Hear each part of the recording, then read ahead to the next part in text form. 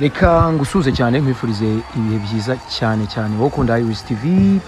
Umunsi mwiza ariko nanone umunsi ukomereje muri Kigali hari kubera navuga ko ari serukiramuco bayita festival ni bayita Masharik niyo turi gukurikira. Ngira ngo murabibona Clapton Kibonke ndetse abastar benshi. Niba usanzwe gukurikira filime nyarwanda uri muri sinema nyarwanda by'ukuri aba bose urabazi. Clapton waserutse rwose yambariye bote ndetse afite n'inkoni yaje nk'umushumba, ndetse ni igikorwa kirimo abastar benshi tuza no kuganiriza. Ndakurarika kuri Iris TV ko tuze kuganira abo bose turabaganiriza igihe kinini. Mubona papa Sava nawe arinjiye, ndetse turaza kugenda bose tubaganiriza. Bakiramani barahari, abastar benshi batandukanye, Tukowote, Bamenya series bose bahageze, ni benshi cyane. Tugiye kubana rero muri iki gikorwa kiri bumare igihe kinini, ariko tubuze no kugera igihe tubaganirize twumve. Hari abari gutsindira ibihembo rero Masharik Festival, tanga ibihembo. Tukowote muramubona mu ishati nziza made in Rwanda, ndetse ubwo tugiye kubana muri iki gihe cyose. Ni minota itari mike, ariko murabizi ko twebwe ibyo tubifuriza ni byiza gusa.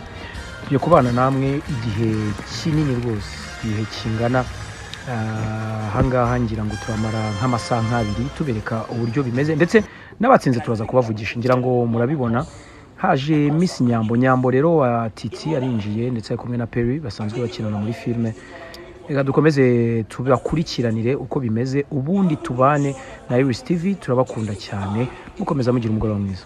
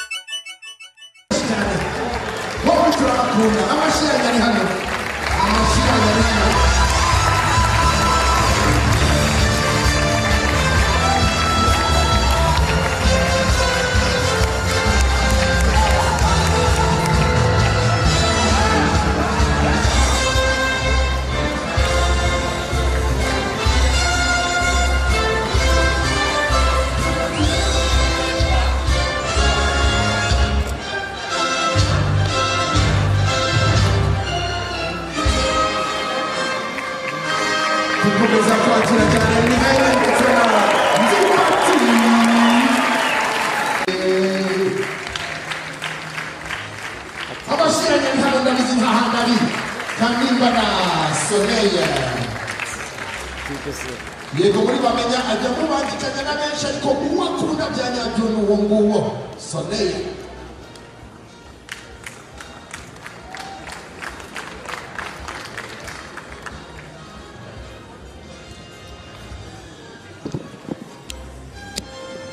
Dukomeza kubakira n'amashyi cyane. Two of the most popular actors in Rwandan cinema. They play as husband and wife in a very popular TV series. Umuzi akina ni Paul. Ahamanye na James.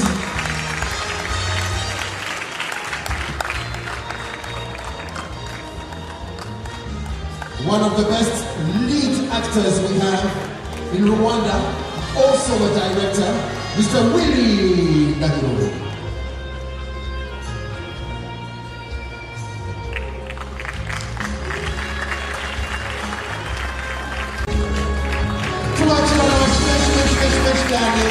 Murabazi murakunda badufasha gutunganya filime nyarwanda izikinamo kandi n'umuhanga cyane yitwa Miki.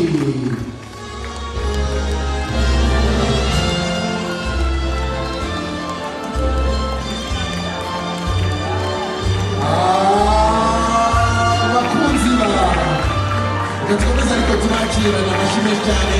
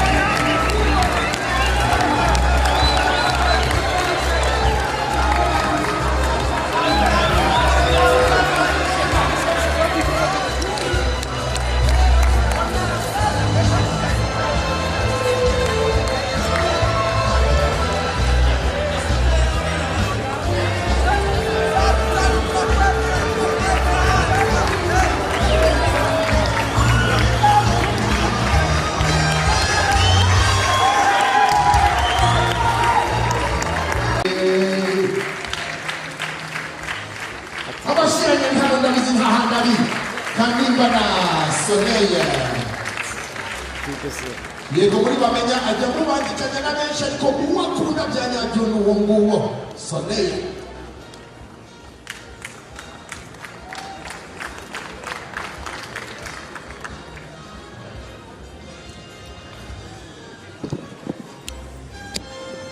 Tukomeza kubakira na mashike cyane, two of the most popular actors in Rwandan cinema. They play as husband and wife in a very popular TV series. Umuzi akina ni Paul. Ahanganye na Ngenzi.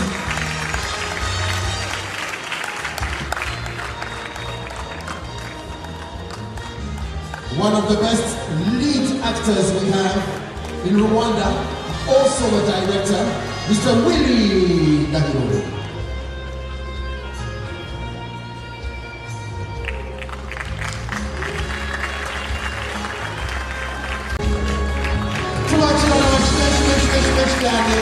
Murabazi murakunda badufasha gutunganya filime nyarwanda izikinamo kandi n'umuhanga cyane yitwa Miki.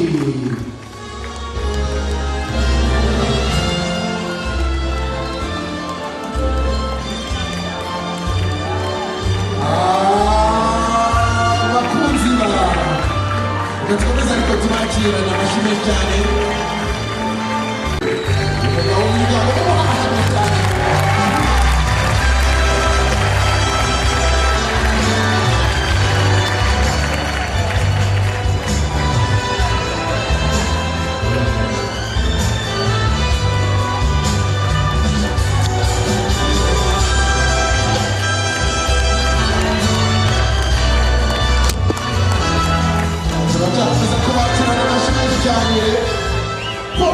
Jean-Paul Teta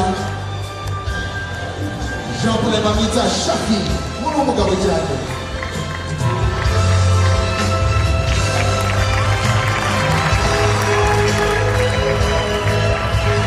Yes,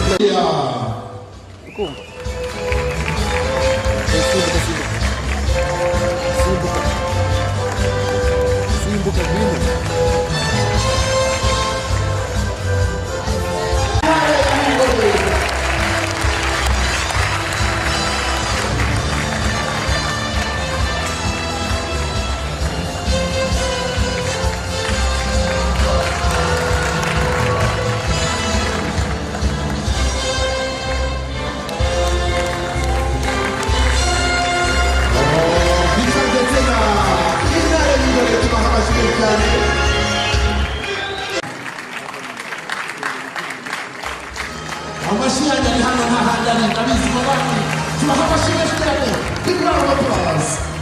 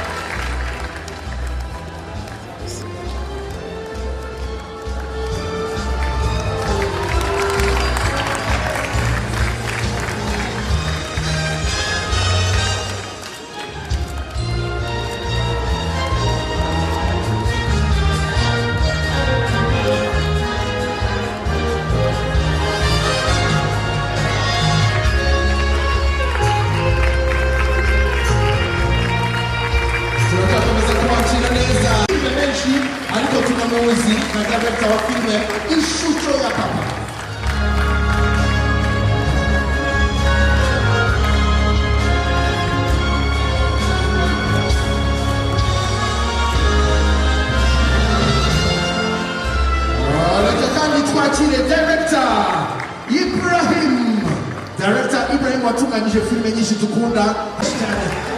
Wowe turabakunda. Amashyi ari hano. Amashyi ari hano.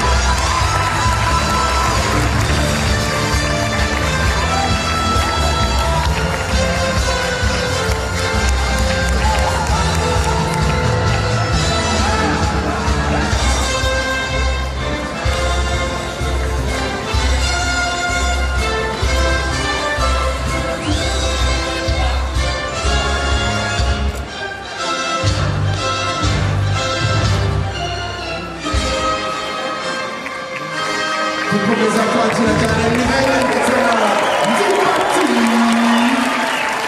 Papa Yuba Tukowote.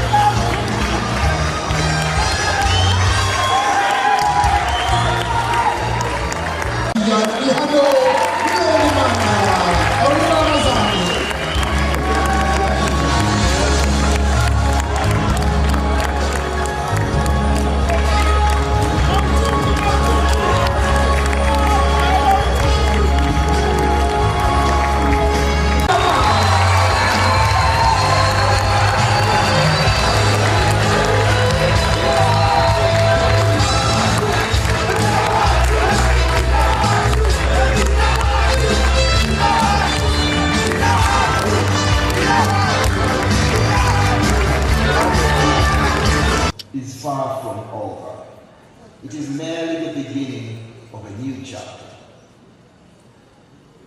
Thank you, all of you, for being part of this incredible experience of higher and continue to celebrate this richness of African narratives. Here is to the next decade of storytelling, to the filmmakers who dare to dream, and to the audiences that make those dreams. Ni Rwiza, Rwanda ni Africa ni ezo, naratoze kutwakira.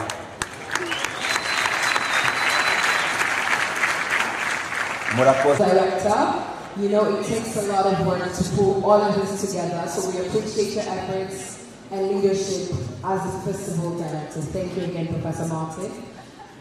Tugiye gukurikizaho umwanya wo kureba urugendo rw'imyaka icumi. And I think that we can learn from that across our countries. The road ahead. I think the road ahead is to collaborate for impact. That's the future. How do we ensure that African cinema continues to thrive in the coming decades? That initiated the filmmaking in Rwanda. I can say maybe the first filmmaker, the one produced the first content in Rwanda. So he's not a competition, it's just something to appreciate and recognize him. Then the competition will be next. He is also the godfather of the festival this year. So if I do this, allow me to call Mr. George Kamanai. Gentlemen, appreciate.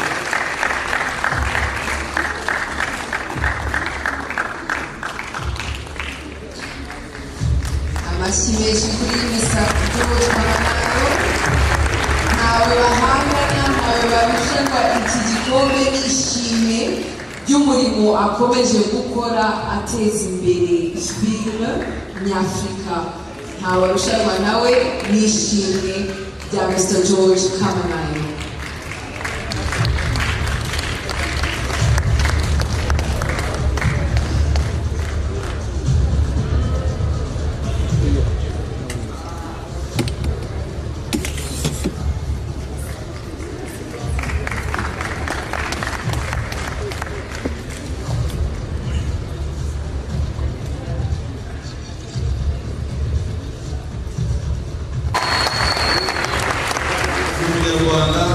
Kandi umunyagitarama atuye Ishyogwe.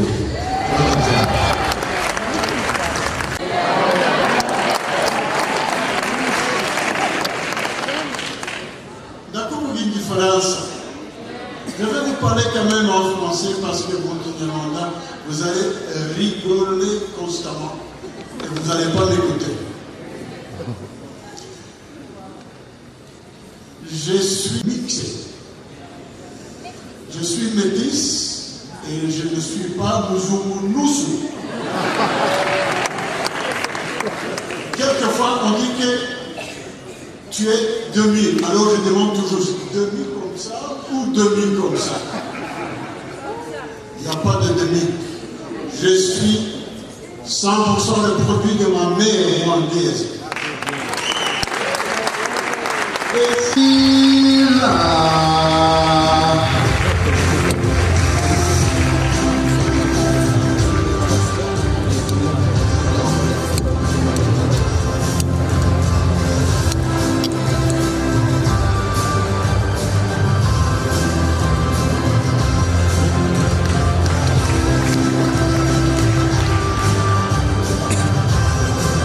congratulations, Taylor. Congratulations. Up next is the best up.